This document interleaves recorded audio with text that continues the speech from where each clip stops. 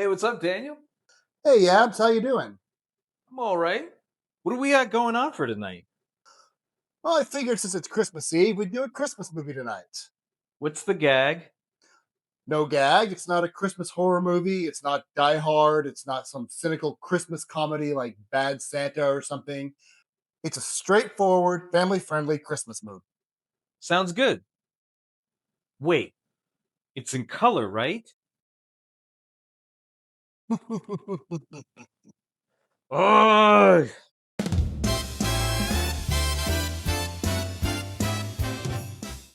Their rival company, Bondage Films, went in a very different direction. The best moving pictures are the ones that don't move. I thought that was Picasso. Somebody's just moving the cue cards. Yeah. Barrymore, I think that's her grandfather. Remember the Henry Travers Band? Hornbeck. Do they call him Horny? And some guy named Frank. You are now in Bedford Falls. Fuck you. This is where your prayers go, by the way. Outer space. So the stars speak English perfectly? God, sounds like Ed Asner. I hate Clarence the Clockmaker. You added an L in there, right? What's that book you've got there? Mein Kampf. I'm glad I wasn't drinking. It's this guy named Hitler that you need to talk to. Real bad egg. Nah, let's help George Bailey instead. I don't see a thing. Because you need to open your eyes, idiot. Wings being what you see out of. I gotta go to Lens Crafters. It's me, Mr. Gower, George Bailey. You all right? I hate you. I'm 12. I kind of not allowed to do this. I may be late, but you're drunk at work. Yeah. Hey, give me 3 fingers of juice. You don't like coconuts. Say, brainless. Whoa. Apparently he hates females. You can read, can't you, Brainless? Next thing you know, you're gonna vote or some shit. You can't say that about my father. You're not. You're the biggest man in town. Run along. Bigger than him. Run along. Bigger than everybody. Bigger than King Kong, bigger than Texas, bigger than the Beatles. You can keep going. Now go have some heroin. In pill form. Suppositories. Meanwhile, girls still eating ice cream. This is not one of those jobs where you can drink at work. Oh yeah, That you is could poison. Perfect. Tastes like poison. That was Viagra, kid. Yeah. Also, this hug is gonna get more awkward in about 2 minutes. Believe it or not, that freeze frame was not us. You might be wondering why I got my hands out like this. Well, sit back and you hear a tale about a giant whale penis. Crash. All right, class of 28. You're all dead now in 2025. Thanks, Captain Bringdown. Merry Christmas, everyone. Tim Walls! Is that Don Rickles? I mean, he looked 70 in 1928. Yeah. And it's you again. Hello, traffic slut. Yeah. Oh yes, the big Charleston contest. This is like equivalent to the twerk contest. Oh, the Charleston. The official dance of spasms. It's the Elaine kick contest. You think somebody would kick somebody in the shin by now, but I guess it doesn't work. Yeah. I mean, who's watching everybody to judge the contest? This is what I don't. And they don't have numbers. This should be like Dancing with the Stars, damn it. Dancing with the dipshits. I'm touching my knees. One day I'll finish my story. Yeah, they've got to be high to not notice this. George had a lot of brownies before this. That's all I gotta say. It's that black cook. She poisoned him. She's got to make money on the side somehow. His white mind got poisoned. Oh. And go. I can't tell you how many dates I've been on where this has happened. Oh, were you wearing a 1920s football uniform? Yeah. She's in a robe? Yep. Boy, I'm sure sorry I didn't get you any clothes, but you'd look silly, you know, being a girl in boys' clothes. Now take it off! How old are you anyway? If you have to ask. 14. Hey, that's a pretty good idea. I'll give you the move, all right? No, that would destroy the time. That would mess up all the lunar cycles. You're a bastard, George Bailey. Am I talking too much? Yeah. Thank you. Listen, Danny DeVito, we don't need Get back in your taxi booth. Riff Tannenbaum, Riff Tannenbaum, how faithfully you mock things. Through every cheesy scene you stay, with riffs that brighten up our day. Delivering riffs like laser sights, Daniel and Yabs happily unite. Riff Tannenbaum, Riff Tannenbaum, we wish you all a happy Christmas night. Okay, so would you like to start? Yeah, sure. Yeah, this movie I've only watched a handful of times, and each time I kind of like it a bit more because yeah, it's nostalgic and everybody's watched it during the holidays. Um, the everyman that George is, George Bailey, I think that's his last name. Yeah. Yeah. And his, I guess, story arc, his character arc, it's pretty good. I mean, I used to hate this movie because when I was a kid, it was black and white. Everybody kind of knew the ending, but I was just like, this movie's too long. But the older I get, the more I kind of go, oh, I kind of understand why movies I hated as a kid are actually appreciated now. Yeah. And it has a good message, and to me it resonated that he sacrifices a lot and puts stuff on hold in order to take care of family, take care of legacy Yeah. of his father. And I mean that's the overall, I guess, the common moral of the story, in my opinion. Yeah, it's interesting to me that that's kind of what makes him bitter, though. Yes. Kind of a dark holiday message if you think about it. Oh no, yeah, like you have, suicide, you got all that stuff that is definitely not Christmas friendly, but you always have to have the bottom for the character to hit Yeah, in that's order true. to get happy. But I could see both sides, but yeah, you make a good point. It has its, and it's very just, it's not as happy with lighting. It's very dark. I know Yeah. it's black and white, but you sense that it's more dark than happy. I get that. So, but yeah, I I I like this movie, and I sort of just wish it was shorter. Yeah. But There is quite a bit they can go. yeah, there's some scenes that were dead, and where they could just sum it up in like 5-minute conversation instead of stretching it out. Yeah. But him growing up and that opening story of him saving his brother, and I liked that. Like it showed his childhood.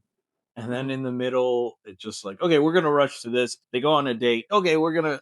It's just, Yeah. It's like, you're like, hold going on. on a date and now we're getting married. Yeah. It's like, what? What Okay. is this? I'm going to Europe, and yeah, it was The structure was a little bit strange. yeah, but it was what, 1947. Yeah. They were still trying to figure out Hollywood. I think it had been what, 20 years old at the time, 30. Something like that. So Yeah.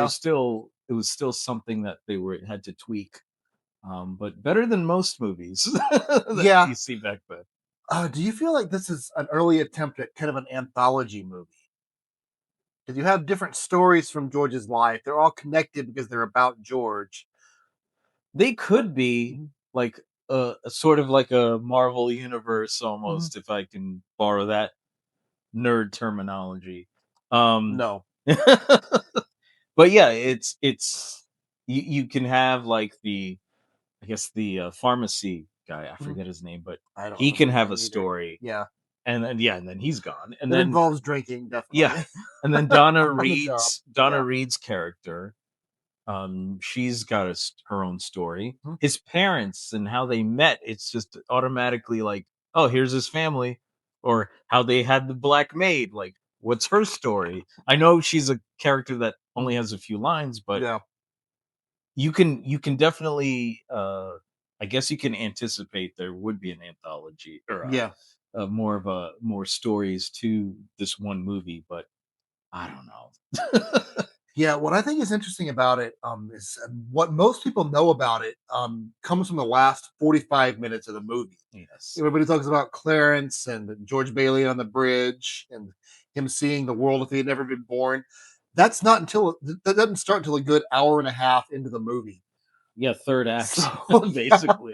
You gotta go through 2 so hours and almost, yeah, an hour and 40 yeah, just to get son. to that. If you've heard about that and that's why you want to see it, well, buckle up because it takes you a while to get there. Yeah. I kind of feel like it would have been stronger. And you were saying it's a very early movie. Hollywood's still kind of figuring itself out. But I think it might have been stronger if they had started with that. And they kind of tried to with the stars talking, the angels as stars. That was a weird idea. But if I they had forgot introduced us to about that. Clarence a little bit earlier and Yeah. like start out with George Bailey on the bridge, which was what I expected when I first saw it.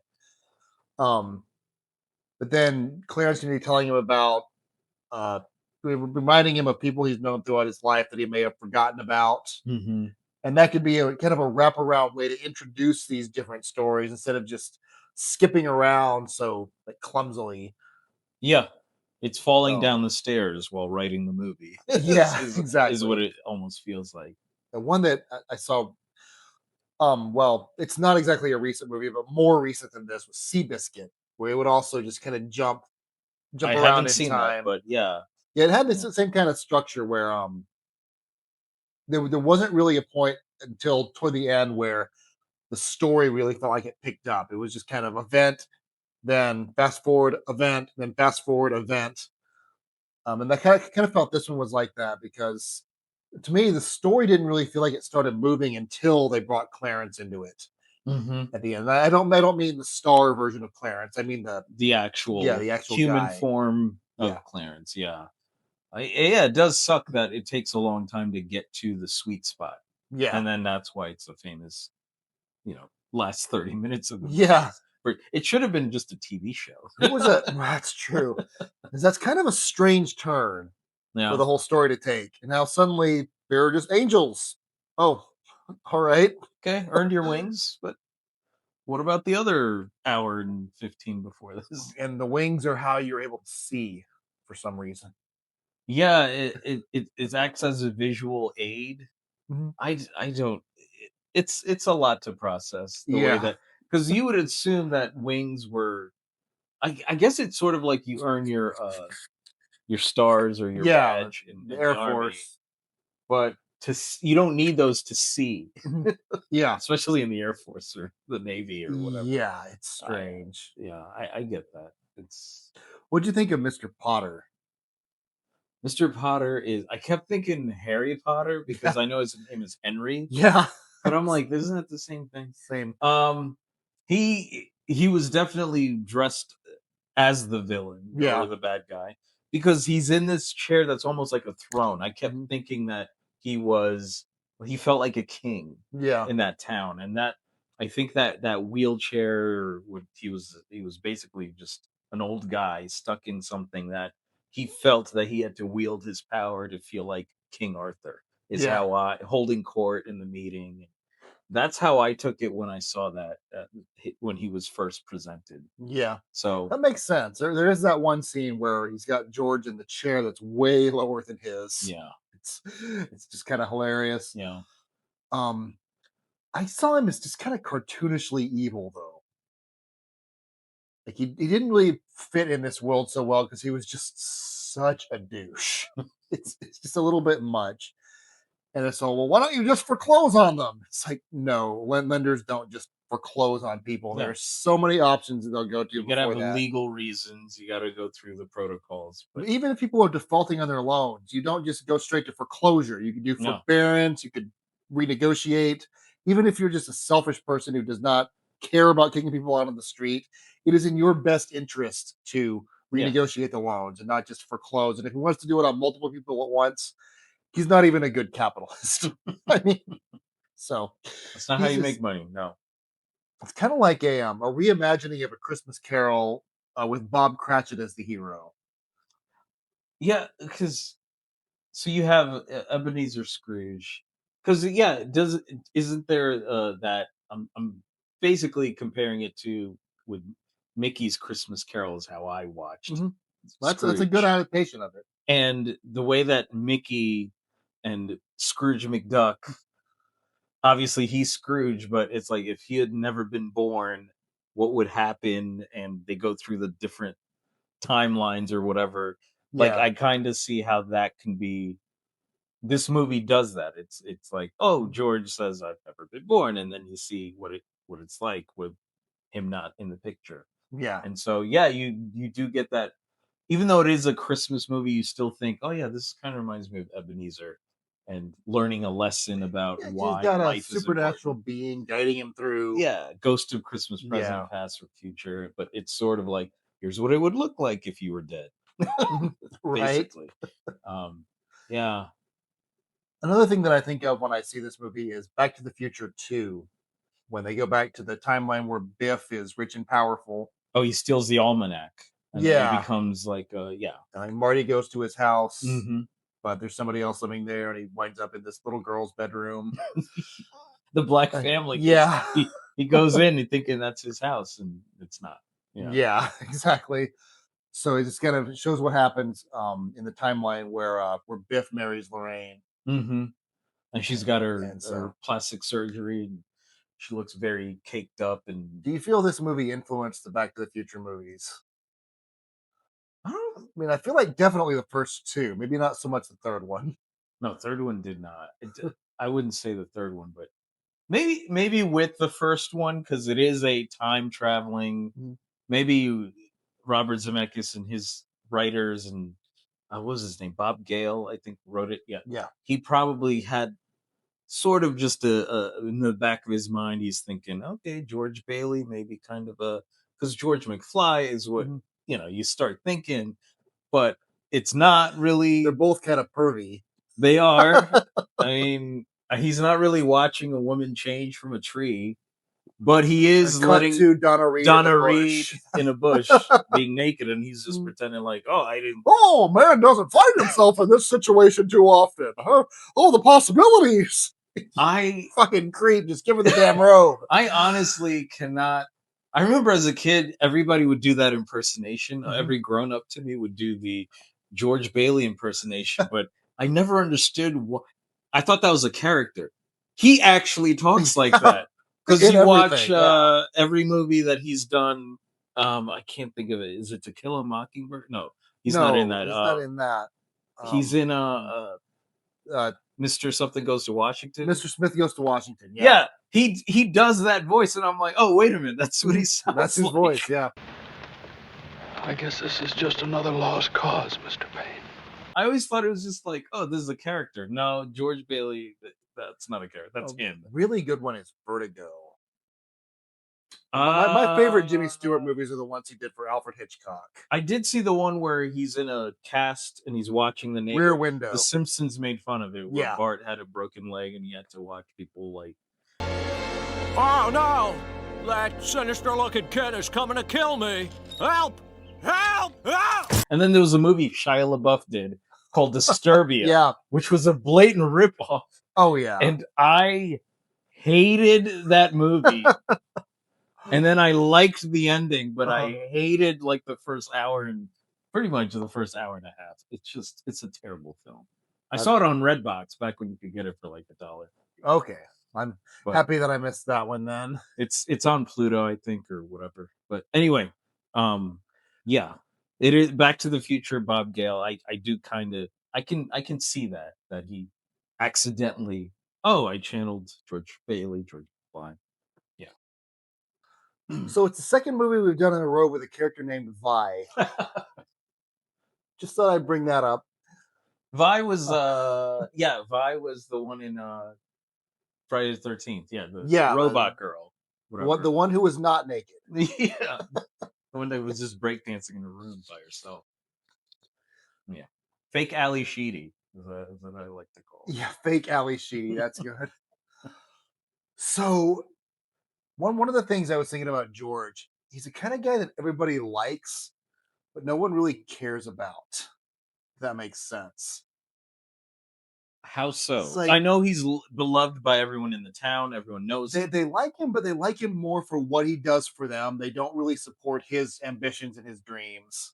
Yeah, financially, he's the guy that you see. Yeah, I get it. Kind of does make sense that he grew up to be a bitter guy because everybody was just trying to keep him around. Like, well, everybody will vote with Potter if you don't stay. It's like, well, that's not my problem. I'm going to college. I just told you this. Selfish. So- I'm a selfish person. Let me just, yeah. Yeah, but I mean, whole that's something town he's been is- talking about for a long time. Like, he's getting out of the business. He's going to college. He's got his own goals. And then they're like, but the great news is you get to own the company now. Like, great. Yeah, he was gung ho about leaving. He told Donna Reed's character, I forget, He's gonna shake the dust off this crappy little town. town. He's like, but let's just finish this date. It's like, get the hell out of here. Yeah. It's like, you're gonna make me feel like crap if you're gonna just leave. And you hate this town, but I'm here. Thanks. Yeah. So am I part of that dirt in this Yeah. crappy little town? Yeah, raw sewage. Am I? You know. Yeah, he can be. Yeah, money talks. So that's why people fake. They fake like him. Yeah. Which I get. Yeah. Yeah. And Donna Reed, I looked this up, was actually 25 at the time, not 18. So it's a little bit less creepy than it could have been, but it's still pretty weird. So there were moments in this where it kind of foreshadowed his performance in Vertigo, where he got just really intense. It was the moment I'm thinking of is when he decides that he's going to marry Donna Reed's character. What was her name? I think it might have been Mary. Mary. Yeah. Yeah, it was. Yeah, It was a generic, like, common name back then. So yeah, George and Mary. George and Mary. Yeah, but he got really intense and like got really close to her and kind of grabbed her head, and it kind of foreshadowed his really weird character in Vertigo, who just falls in love with this woman because she looks like a woman who he loved once who died. You've been there. Yeah. Haven't we all? You look like somebody that died. They were very different social mores at this time, very clearly. Yeah. Because like George sent his drunk uncle home at 2 a.m. Like he's just letting him walk home. Yeah, Didn't call him a cab or anything. No one's gonna rob him. I mean, Yeah. it's like, I would be very scared for an elderly man who is drunk, who had a little too much, but walking by themselves for like 5 blocks. That's not what you do. Just point me in the direction. No, we're gonna get on the phone and call Guy you a with the cab. ski mask Yeah. will walk you home right there. Yeah. Hey, Switchblade. he's an athletic sort. He's trustworthy. Done. Uncle's been gutted like a fish down the street. Oh well. I liked the dance scene, the gym when they had the reunion. That's one of my favorite scenes, and I know everyone picks that scene because of the pool.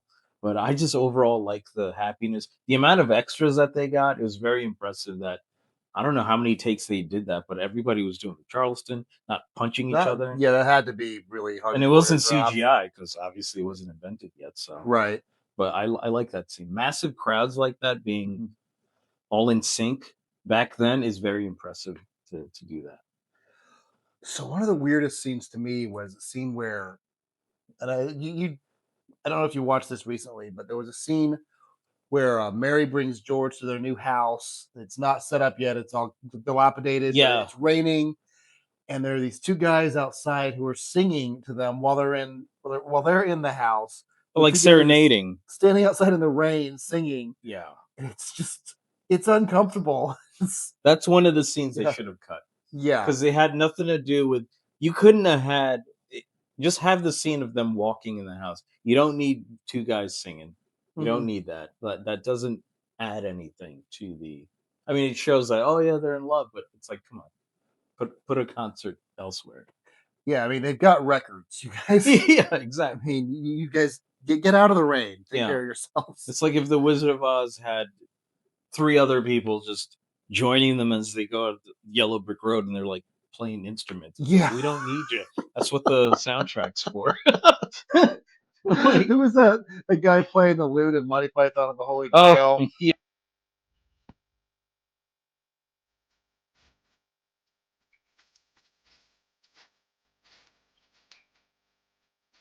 Yeah, Sir Robin. yeah. It's kind of like that. It's like, If somebody does a Wizard of Oz parody, it'd be nice if they threw in the Monty Python bit, just in case. But we want royalties. we thought of it first. Yes. People are gonna hate me for this, but I hated every singing scene in this. I was just like, stop singing. It is definitely out of nowhere because it's not a musical. That's the other thing. This movie is like what you said to your first point. They didn't know what they were doing. Yeah. They didn't know what to make it, and they just said, "Let's throw this in there." And then it's like, edit this out. Yeah. Yeah, out of nowhere, Please. you just start singing. But it's like you never sang like an hour before, so why would he start singing now? Yeah. Yeah, the tone was kind of all over the place because it was dark at times, it was funny at times, absurd at times. Happy go lucky, and then Yeah, suddenly and family, and then dark. yeah, It was very dark. very You got- bipolar. Mhm. Hmm. I do feel that it earned its ending. Like the guy goes through a lot, and Mhm. so for it to end on a high note, it earned that. It wasn't just schmaltzy and out of nowhere. One thing I wanted to mention was at the end where George has just come back from his trip with Clarence. Mhm. He runs home, and the people who were supposed to arrest him, you've got the banking guy, you've got a cop, you've got a reporter. They're just in his house.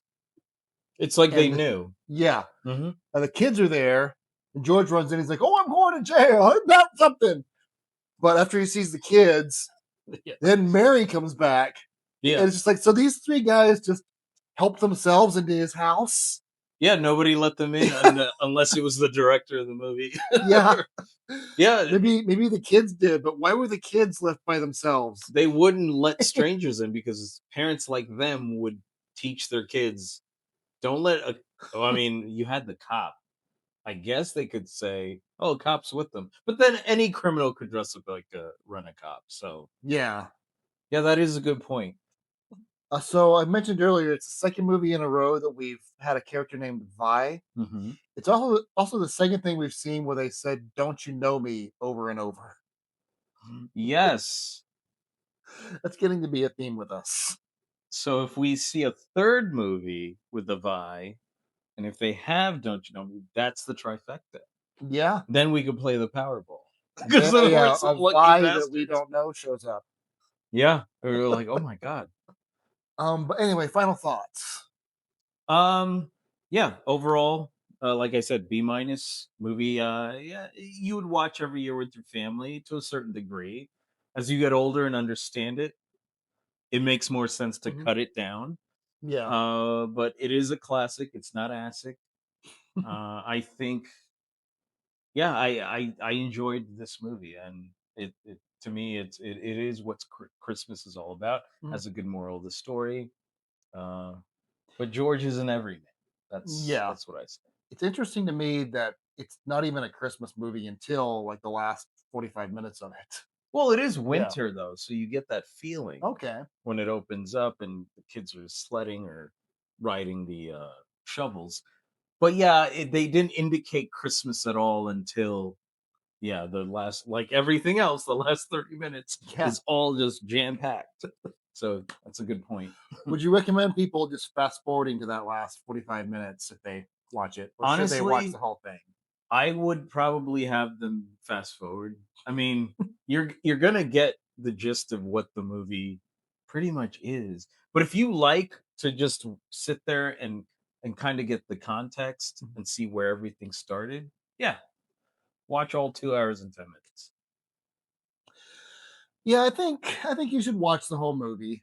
It's not fast paced by any means, but it's worth it. Yeah. I enjoyed it a lot more the second time. So it's one that rewards multiple viewings, I think. Yeah, definitely. What is it? Slowly by slowly. It's a slow burn. Yeah, slow burn. Slow burn. All right. Well, I mean, I've got nothing else, and So if you like the video, then give us a like and subscribe if you haven't. And we'll see you next year. Merry Christmas. Merry Christmas. Bye. Merry Christmas, movie house!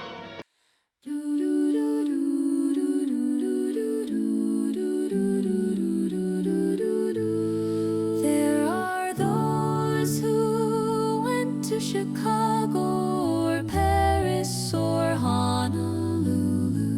Some went to Aspen, Colorado. You are in Bedford Falls, fuck you. You are in Bedford Falls. Fuck you, short straw you drew. And there's not a goddamn thing that you can do. All hope is through. This town is a cancerous lump. It'll probably drive you to jump. You are in Bedford Falls. Fuck you and your horse too.